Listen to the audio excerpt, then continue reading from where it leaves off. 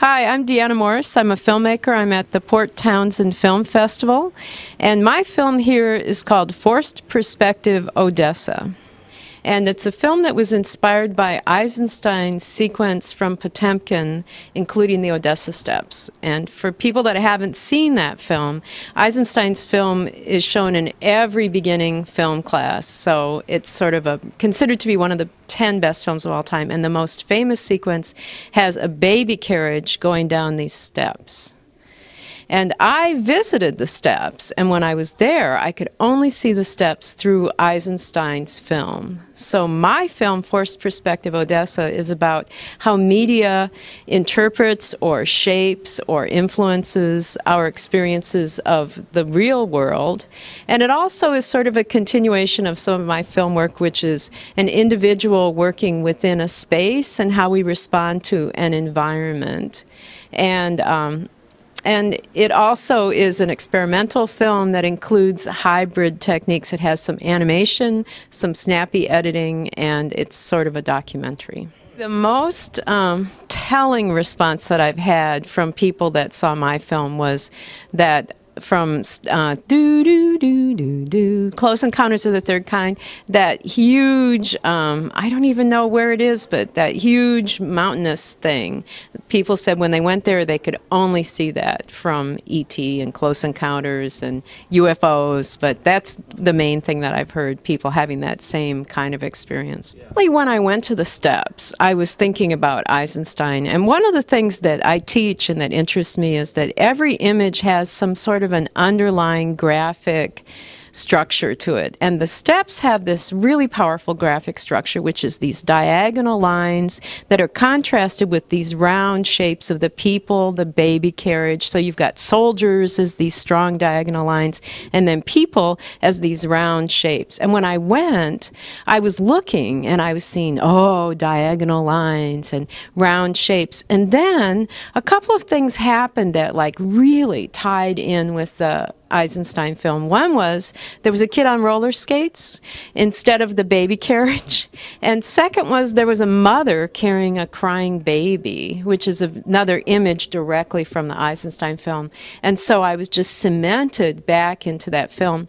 But later I read about the steps and I found out they had a huge historical significance, and they also have a couple design tricks that you don't really see. I almost missed when I was there, and the coolest thing is that if you're at the top and you look down, you don't see any steps, you just see these landings. But if you're at the bottom and you look up, you only see steps, this texture of steps. Now that's a beautiful visual optical trick that I almost missed because I was just thinking about soldiers and baby carriages and people and Eisenstein, 1925, instead of Deanna, 2006, which is when I was there.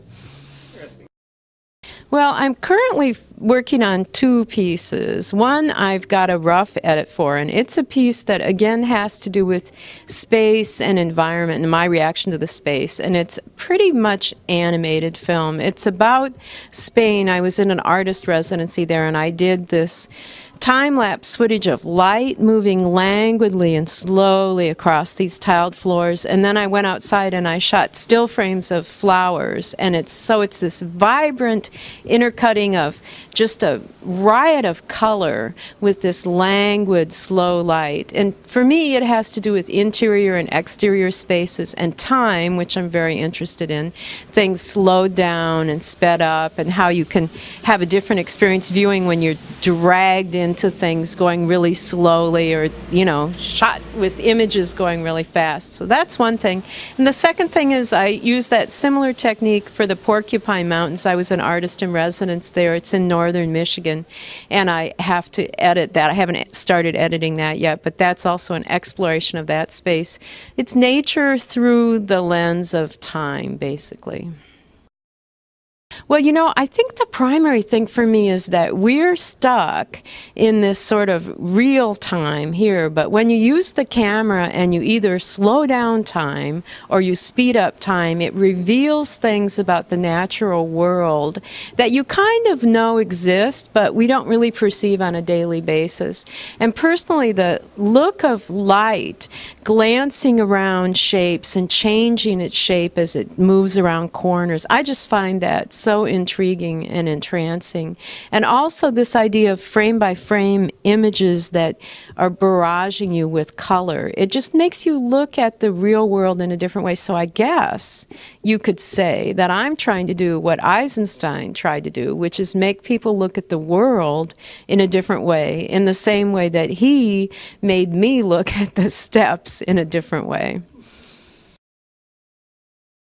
I don't know. I think of that as kind of a Siamese twin thing. I'm an artist filmmaker, and that's the way I've described myself. I've been making experimental art animation films since the early 70s, and ever since that time, I've called myself art filmmaker, artist filmmaker. So to me, it's kind of the same thing.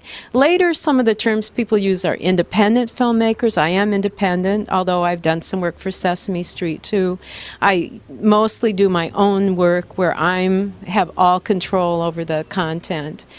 So I'm an independent filmmaker, but I'm interested in artistic notions, not just the entertainment, storytelling, Hollywood model. I'm interested in pushing things about the form, what makes film work. I'm interested in those issues more than a story or comedy per se, although some of my films are funny and make people laugh.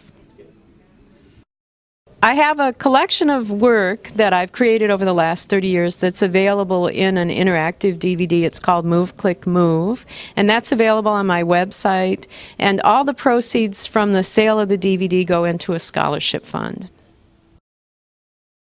Filmmaking, it's my life. It's been my artistic practice for 3 decades, and it's my life.